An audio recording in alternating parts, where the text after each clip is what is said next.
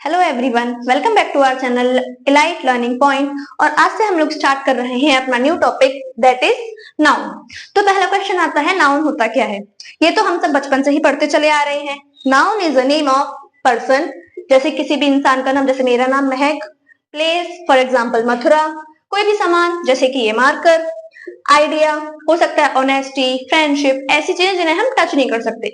इसके अलावा action for example dancing, swimming, ये सब हमारे आते हैं नाउन के अंदर। लेकिन अब क्वेश्चन आता है, हम यहाँ पे नाउन पढ़ क्यों रहे हैं? क्योंकि जितने भी कॉम्पिटिटिव एग्जाम हम देते हैं सब में एरर डिटेक्शन में नाउन एक बहुत ही इंपॉर्टेंट रोल प्ले करता है, जिसके दो एग्जाम्पल मैं यहाँ पे आपको आज दूंगी और उससे हमें पता पड़ेगा किसी भी क्वेश्चन में नाउन पहचानना हमें क्यों आना चाहिए। जैसे कि पहला क्वेश्चन है, critics of television often focus on the prevalence of violence in today's programs। अगर हम इस क्वेश्चन में नाउन की बात करें तो पहला तो हो गया क्रिटिक्स, दूसरा टेलीविजन एक चीज का नाम है, फिर दूसरा वायलेंस अहिंसा दैट इज, और फिर एंड में प्रोग्राम्स। ये सब एक नाउन है, लेकिन इनके अलावा एक और नाउन है जो कि इस क्वेश्चन में है, दैट इज प्रीवेलेंट। यहाँ पर प्रीवेलेंट का यूज गलत है, प्रीवेलेंट की जगह पर प्रीवेलेंस आना चाहिए। Critics of television often focus on the prevalence of violence in today's program। But अब आप लोग कह सकते हैं कि हमें तो पहचान में आया ही नहीं, क्या इसकी कोई पहचान होती है? तो हाँ, अगर हम प्रीवेलेंट के पहले देखें तो ये क्या है? The is an article. अगर किसी भी वर्ड से पहले आर्टिकल आता है तो डेफिनेटली वो वर्ड नाउन ही होगा, इसीलिए यहाँ पे प्रीवेलेंट की जगह पे हम लिखेंगे प्रीवेलेंस। ऐसे ही next question, it is not possible to discuss with her because of her angry. अब इस क्वेश्चन में भी अगर हम नाउन को ढूंढे तो इसमें हमें अभी तो एक भी नाउन नहीं दिख रहा है, बट अगर हम देखें, it is not possible to discuss with her because of her. Her क्या है? एक पजेसिव एडजेक्टिव। इसके बाद में आने वाला वर्ड हमेशा ही एक नाउन होगा, जबकि एंग्री एक नाउन ना होकर एक एडजेक्टिव है। तो यहाँ पे एंग्री की जगह पर एंगर आना चाहिए। तो इन एग्जांपल्स को देख के आपको समझ में आ गया होगा कि किसी भी क्वेश्चन में नाउन को पहचानना क्यों जरूरी है। अब इसके अलावा मैं आपको कुछ ट्रिक्स या फिर कुछ ऐसे कॉन्सेप्ट बताऊंगी जिसकी मदद से हम किसी भी नाउन को इजीली आइडेंटिफाई कर सकते हैं।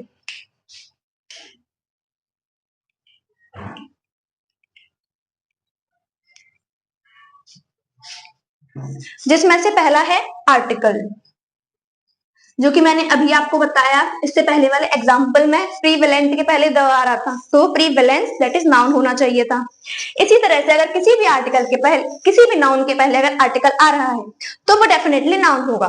For example, I have a car. यहाँ पे ए एक आर्टिकल है, इसका मतलब कार डेफिनेटली एक नाउन होगा। Second example, he is sleeping on his,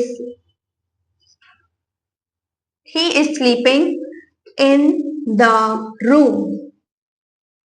यहाँ पे द एक आर्टिकल है तो रूम एक नाउन होगा। ऐसे ही last one, he is a student। A एक आर्टिकल है तो उसके बाद में आने वाला वर्ड दैट इज स्टूडेंट एक नाउन होगा। इसके अलावा दूसरी पहचान जो कि हम बना सकते हैं वो है प्रीपोजिशन। अगर किसी वर्ड के पहले प्रीपोजिशन आ रहा है तो हम कहेंगे वो एक नाउन है। For example, on Monday. For example, at Jaipur. And एक और एग्जाम्पल लेते हैं, that is our own country in India. यहाँ पर ऑन, एट और इन तीनों ही प्रीपोजिशन है, इसीलिए इनके साथ आने वाला वर्ड हमेशा ही नाउन होगा। और अगर यहाँ पे नाउन की जगह कुछ और यूज किया हुआ है तो हम इजीली समझ सकते हैं कि ये इन्होंने गलत यूज किया है। इसके अलावा एक लास्ट चीज जो कि है पजेसिव एडजेक्टिव।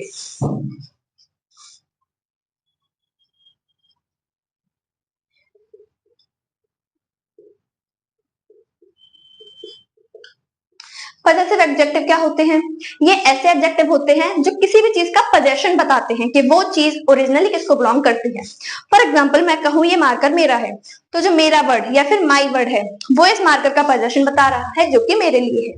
अगर किसी भी वर्ड से पहले कोई पोजेशन ऑफ एडजेक्टिव आता है तो उसको हम कहेंगे कि वो एक नाउन ही होगा। For example, my car, his house and her dress। ये 3 वर्ड में अगर हम देखें माई, हिज और हर, तीनों ही पोजेशन बता रहे हैं कि कार मुझे बिलोंग करती है, हाउस उसे बिलोंग करता है और ड्रेस उसे बिलोंग करती है। इससे हम समझ सकते हैं कि अगर यहाँ पे कोई भी पॉजेसिव एडजेक्टिव आ रहा है तो उसके बाद में आने वाला वर्ड नाउन ही होगा और इसी की मदद से हम आगे जाके और भी एरर सॉल्व कर पाएंगे।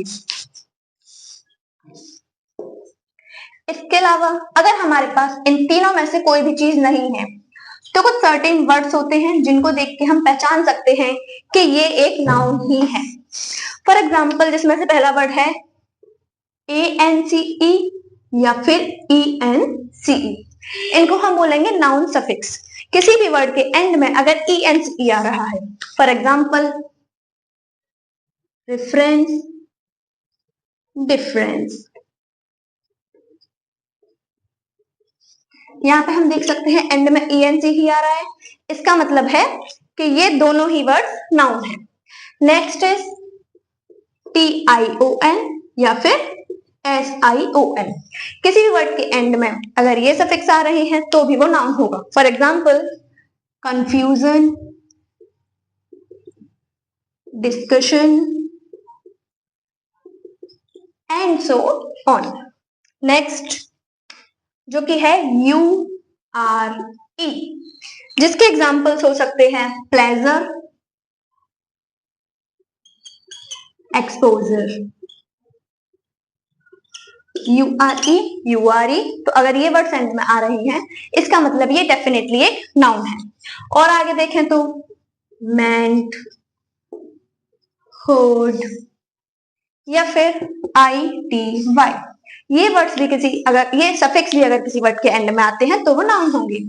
मेंट का एग्जाम्पल रिफ्रेशमेंट, हुड का एग्जाम्पल चाइल्डहुड, ये बताते हैं हमें किसी एक अवस्था को, जैसे कि चाइल्डहुड होती है हमारी बचपन की अवस्था। ITY में हम ले सकते हैं एक्टिविटी। तो इन एग्जाम्पल से आप लोगों को क्लियर हो रहा होगा कि एक नाउन की पहचान हम कैसे कर सकते हैं। इसके अलावा कुछ वर्ड्स और हैं जो कि मैं आपको बताऊंगी और जिनकी हेल्प से फिर हम किसी भी नाउन को आसानी से पहचान सकते हैं और उसके बाद उससे जुड़ी हुई एरर को। वो वर्ड है ISM, दैट इज इज्म, जिसका एक एग्जाम्पल है हिंदू एंड हिंदुइज्म। अगर हम हिंदू के पीछे ISM जोड़ देते हैं तो हिंदुइज्म एक नाउन बन जाता है। किसी वर्ड के पीछे अगर हम TH जोड़ दें या फिर किसी भी वर्ड के एंड में हम Y जोड़ दें। ISM वाले का एग्जाम्पल मैं आपको दे चुकी हूं, दैट इज हिंदुइज्म या फिर बुद्धिज्म। थर्ड वाले का एग्जाम्पल विड्थ, लेंथ, और जैसा हमें पता है ग्रो एक वर्ब होता है बट उसके एंड में क्योंकि हमने TH जोड़ दिया तो ये एक नाउन बन गया। लास्ट वन जो कि है वाई, प्रिवेसी। इसके अलावा हम एग्जांपल ले सकते हैं ऑनेस्टी, इनके एंड में हमारा वाई आ रहा है तो हम आसानी से देख के पहचान सकते हैं कि ये सारे हमारे एक नाउन है। फिर उसी हिसाब से इसके साथ हम हेल्पिंग वर्ब या फिर आर्टिकल का यूज करेंगे। इसके बाद हम आते हैं अपने नेक्स्ट टॉपिक पे जो कि है टाइप्स ऑफ नाउन। किसी भी क्वेश्चन को करने में टाइप्स ऑफ नाउन आपको बहुत हेल्प करेगा। ये एक ऐसी चीज है जो शायद हम बचपन से पढ़ते हुए भी आ रहे होते हैं। नाउन 5 टाइप के होते हैं जिनमें से पहला है हमारा प्रॉपर नाउन, दूसरा दैट इज कॉमन नाउन, तीसरा कलेक्टिव नाउन, चौथा मटीरियल नाउन,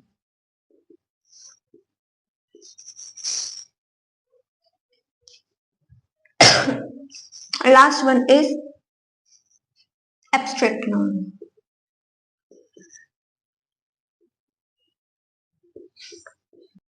तो ये है हमारे नाउन के 5 टाइप, पहला प्रॉपर नाउन, फिर common noun, collective, material and abstract noun. Proper noun में हम एग्जांपल ले सकते हैं मेरा नाम दैट इज महक, किसी भी एक शहर का नाम, आगरा। कॉमन नाउन किसी एक इंसान को ना दिखा के पूरे एक ग्रुप को दिखाता है। फॉर एग्जाम्पल, मैं किसी एक लड़की का नाम लूं जैसे कि रिया, तो वो तो प्रॉपर नाउन हो गया। बट अगर मैं बोल दूं गर्ल या फिर गर्ल्स, ये एक इंसान को ना डिनोट करके पूरी की पूरी उनकी जाति या फिर समूह को डिनोट कर रही हैं। तो कॉमन नाउन में पूरा का पूरा ग्रुप नहीं कह सकते हम इसको, हम बोल देंगे कोई एक पूरी उनकी जाति आती है। For example boys, for example teachers. अगर मैं बोलूं टीचर, ये क्लियर नहीं होगा कि मैं कौन सी टीचर की बात कर रही हूँ। Third one, collective noun. लोगों के ग्रुप को जो बोलते हैं उसमें हम यूज करते हैं collective noun. For example soldiers के ग्रुप को हम बोलते हैं आर्मी, तो इसका एग्जाम्पल हो गया आर्मी। इसके अलावा टीम, जब खिलाड़ी साथ में खेलते हैं तो उसको हम बोलते हैं टीम। चौथा है मटेरियल नाउन। मटेरियल नाउन कोई भी अगर नॉन लिविंग थिंग है या फिर कोई भी सामान है तो उसमें हम जो यूज करते हैं वो है material noun. For example gold, silver, would, plastic. इसमें सारी नॉन लिविंग थिंग और वो थिंग आती हैं जिनको हम टच कर सकते हैं। और है एक लास्ट वाला एब्स्ट्रैक्ट नाउन। एब्स्ट्रैक्ट नाउन एक ऐसा नाउन है जिसको हम टच नहीं कर सकते ना ही देख सकते हैं। एब्स्ट्रैक्ट नाउन को हम सिर्फ फील कर सकते हैं। फॉर एग्जाम्पल ब्यूटी, जिसको हम फील कर सकते हैं कि ये इंसान ब्यूटीफुल है। Next one honesty, intelligence. ये ऐसे वर्ड्स हैं जो फीलिंग्स को दिखाते हैं। हैप्पीनेस, सैडनेस, क्या इनको हम देख या फिर टच कर सकते हैं? नहीं, इनको हम सिर्फ फील कर सकते हैं। तो एब्स्ट्रैक्ट नाउन में आ जाएगा हैप्पी नेस। अगर किसी भी वर्ड के एंड में नेस आता है तो वो एक नाउन होता है। सैड नेस, इसके अलावा ब्यूटी, पीस। ये कुछ ऐसे वर्ड्स हैं जिनको हम टच या फिर देख नहीं सकते हैं बट सिर्फ फील कर सकते हैं। अब इन सबका मैं आपको एक एग्जांपल दूंगी जिससे कि ये बहुत इजीली क्लियर हो जाएगा कि कौन से नाउन का एग्जांपल क्या होता है। पहले 3 एग्जांपल मैं एक ही एग्जांपल से क्लियर कर दूंगी, that is Virat Kohli is the player of team India.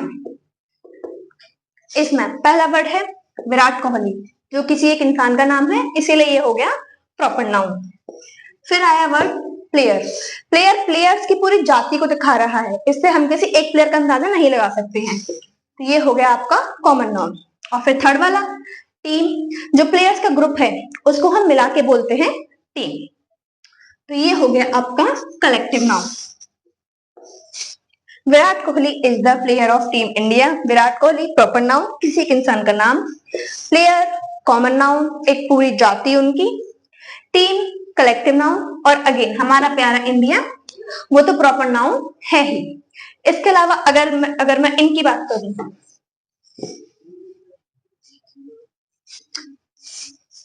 Material और abstract. Gold is an expensive metal. Gold एक मटेरियल का नाम है, तो ये हो गया मटेरियल नाउन।